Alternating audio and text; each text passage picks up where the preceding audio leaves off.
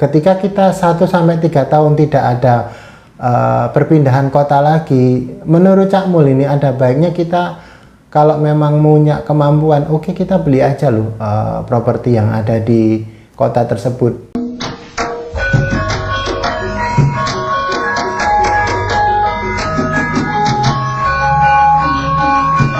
Halo konco-konco, gimana? Jangan kalau-kalau ya, menyambut tahun baru ini Cak Mul pingin kan konco-konco punya spirit yang baru ya, terutama untuk masalah kesehatan, karena ini awal-awal tahun kok informasinya ada sedikit kegentingan ya tentang varian COVID baru. Jadi saya harap sih, saya lagi Cak Mul ngomongnya serius banget, Cak Mul harap ya konco-konco tetap semangat lah. Modal kita di tahun baru ini modal sehat ya, itu utama. Kemudian baru kita akan merencanakan seperti apa tahun 2022 ini kita bisa sambut. Nah, ngomong-ngomong soal galau ya konco-konco ini, kemarin Cak Mul dapat komen di kolom komentar. Terima kasih ya untuk teman-teman yang ternyata care dengan channelnya Cak Mul ini. Kemarin ada yang info, Cak Mul, saya ini kan perantau, bagaimana ya enaknya, apakah saya membeli properti atau rumah yang saya tinggali di tanah rantau atau di kampung halaman atau di kota asal lah. Akhirnya Cak Mul bikin konten ini ya, jujur aja, karena ini inspirasi dari konco-konco yang sangat peduli dengan channelnya Cak Mul di Cak Mul Box. Ketika kita akan membuat atau memutuskan membeli atau apa ya, menempati suatu kota, anggap saja Cak Mul ini juga sebagai kaum urban ya konco-konco. Cak Mul datang dari kota Surabaya ke kawasan Jabodetabek ini. Cak Mul dulu sempat kalau gimana ya, apakah saya harus memiliki aset di kota kelahiran saya atau oke, saya putuskan untuk membeli aset di sini konco-konco.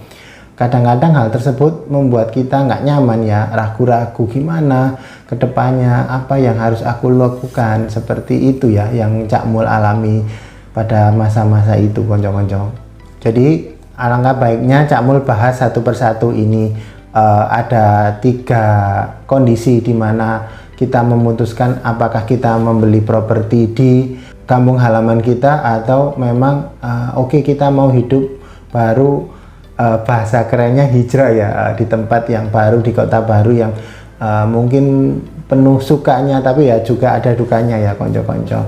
Ini simak pengalaman Cak Mul ya, apa yang Cak Mul tulis ini untuk sebagai referensi konco-konco biar nggak galau ke depannya. Yang pertama ini biasanya itu kita pindah kota atau pindah dinas itu karena kebutuhan bisnis mungkin, kemudian kita dimutasi oleh kantor, dipromosikan, mungkin kita dijadikan mendapatkan posisi atau jabatan yang lebih dari sebelumnya, artinya kita sudah naik jabatan gitu ya konco-konco.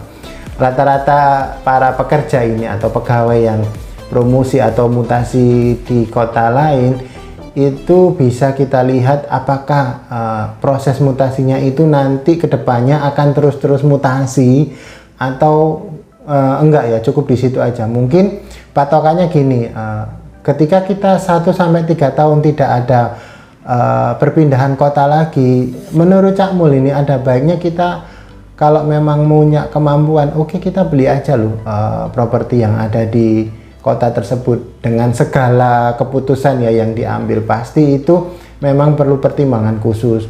Kenapa Cak Mul ngomong seperti itu? Karena ini Cak Mul tulis ya konco-konco. Cak Mul itu soalnya lupa, jadi mendingan ditulis saja. Yang pertama itu karena membuat hidup kita lebih pasti dan lebih tenang. Kemudian kalau kita sudah memiliki pasangan atau bahkan sudah memiliki buah hati ya, kita harus memastikan loh konco-konco, kita mau hidup di mana, anak-anak itu mau sekolah di mana, untuk kedepannya kelanjutannya biar tidak bimbang dan ragu untuk memutuskan oke, kita start tinggal atau memutuskan untuk membeli di kota ini. Kemudian jangan salah loh, kadang-kadang kita terlena ya, nggak apa-apa, apa namanya, keluarga kita ada di kota asal kita, namun ada kos tertentu mungkin yang sewa rumah, kontrak rumah itu sayang sekali kalau nominalnya besar. Mending sih kalau menurut Cak Mul ini uang sewa rumah atau kontrak rumah itu bisa dikonversi menjadi cicilan KPR ya, dan itu sangat menyenangkan konco-konco. Kemudian berikutnya yaitu menambah relasi. Menambah relasi itu baik dari kita atau pasangan kita atau anak-anak kita ya, yang nantinya akan tumbuh kembang di kota tersebut, kota yang akan kita atau kota yang lagi kita tinggali ini, artinya kota rantau ya konco-konco. Kemudian untuk dampaknya kalau kita ngotot tetap ingin membeli properti di kota asal kita, satu, biasanya rumah itu menjadi kosong, karena kita nggak mungkin dong setiap saat kita ke sana. Terus kita juga yang kedua nggak bisa menikmati hasil jerih payah kita ini konco-konco. Buat apa kita beli rumah tidak untuk ditinggali, tapi membuat rumah itu gampang rusak karena tidak ada yang merawat, dan itu sangat-sangat jarang untuk kita rawat. Yang ketiga ini pastinya pengeluaran itu lebih banyak, karena nggak mungkin dong saudara kita suruh, mungkin saudara dekat kita suruh untuk bersih-bersihin terus, nggak mungkin. Pasti ada kos itu, kita wirawiri mungkin 2 minggu sekali, 1 bulan sekali lah, itu kan ada kos dari perjalanan kita. Kemudian kondisi fisik kita kan nggak selalu prima ya, pasti capek ya, bekerja seharian terus harus pulang terus handle rumah di sana.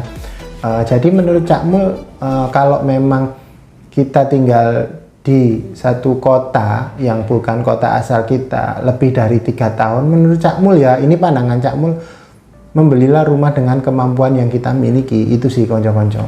Kemudian yang kedua yaitu tanpa kita sadari ada kondisi di mana kita mobile nih, dari kota A, kota B, 6 bulan, 1 tahun pindah, geser ke kota C dan sebagainya lah.